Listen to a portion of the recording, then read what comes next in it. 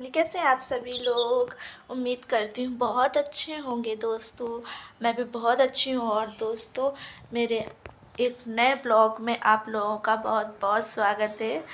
तो मेरे ब्लॉग में आप लोग जुड़े रहिए। और मेरा आज का ब्लॉग कुछ मैं दिखाने वाली हूँ आप लोगों को, और आपको बताना भी है कि क्या हो सकता है उसमें।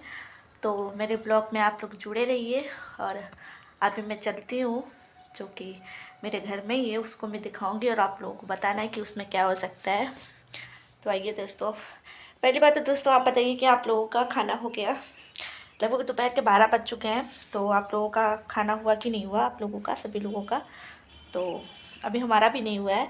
तो अभी होगा, अभी कुछ टाइम नहीं हुआ है। खाने खाने का तो कोई टाइम ही नहीं है। तो दोस्तों ये बात तो चलिए छोड़िए, और आप लोगों को मैं दिखाती हूँ सिल के, जो जिस पॉइंट में मैं थी उसी को दिखाती हूँ सिल के, कि आप लोगों को बताना है कि उसमें क्या हो सकता है। और अभी तो इतनी तेज़ से धूप हो रही है, बाहर भी निकलने का मन नहीं हो रहा है। तो दोस्तों मैं दिखाती हूँ आप लोगों को। दोस्तों देखिए, इतनी सारी बोरियां हुई बंधी रखी हुई हैं। तो इनमें क्या हो सकता है आप लोगों को बताना है, इसमें क्या हो सकता है।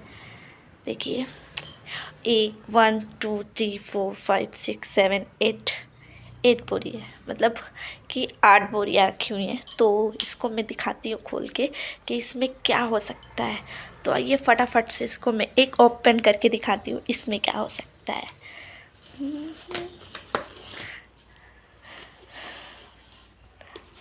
आप लोग भी कमेंट करके बताना कि इसमें क्या हो सकता है।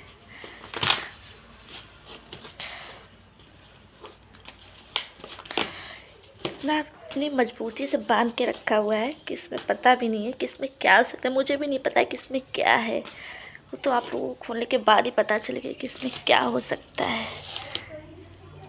ये देखिए, खुल गई है बोरी।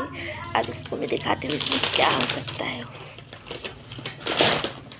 अरे, इसमें तो इतना सारा गेहूँ हुए, इतना सारा गेहूँ है। देखिए आप लोग, बहुत सुंदर गेहूँ है। देखिए कितना साफ है। और इन सारी बोरियों में भी यही हो सकता है। देखिए, आप लोगों के खेत से आ चुका है कि नहीं आया है। ये गेहूँ तो खेत से आया हुआ है। इतनी सारी बोरी रखी हुई है, सारा खेत से ही आया हुआ है। इसको भी बांधना भी पड़ेगा, वरना गाय, हमारे घर के पास में गाय है, तो वो आती रहती है, तो वो खा जाएगी इनको सबको। तो इसीलिए इसको दोबारा से बांधना पड़ेगा मुझको। तो दोस्तों, आप लोगों ने तो देखा इसमें क्या था और क्या नहीं था। तो यही तो दिखाने वाली थी आपको कि मेरे खेत से गेहूँ आ चुके हैं। और अभी इनको थोड़ा साफ़ ही करना पड़ेगा, इसको भरना पड़ेगा। तो मेरे घर पे टंकी तो है नहीं जिसमें मतलब भर देते हैं गेहूँ को, तो वो तो मेरे घर पे है नहीं। तो अभी तक मुझको इस बोरियों में ही बांध के रखना पड़ेगा संभाल के, कि सबसे ज़्यादा तो चूहे की दिक्कत रहती है कि चूहा ना इनको खा जाए। तो चूहों से बचाना पड़ता है गेहूँ को। और इसका भी तो कुछ ना कुछ तो उपाय करना ही पड़ेगा, क्योंकि वरना तो सारे गेहूँ चूहा ही खा डालेंगे, हम लोगों को तो खाने को ही नहीं मिलेगा। तो आज जब शाम को हस्बैंड जाएंगे तो कुछ ना कुछ तो इसका उपाय बनाना ही पड़ेगा। इसको सारी बोरियों में बंधी तो हुई है, इसको उठा के थोड़ा मैं रूम में रख दूँगी।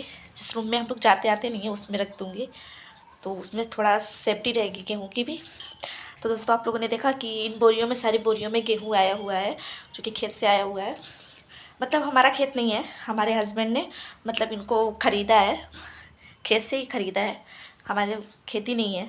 तो सारे ये गेहूँ मोल ही लिए गए हुए हैं, क्योंकि आटा लेके आते हैं तो उसमें ज़्यादा ही रहती है। ऐसे रहेगा तो थोड़ा घर से भी मजबूती रहेगी, इसीलिए ले लिया गया है।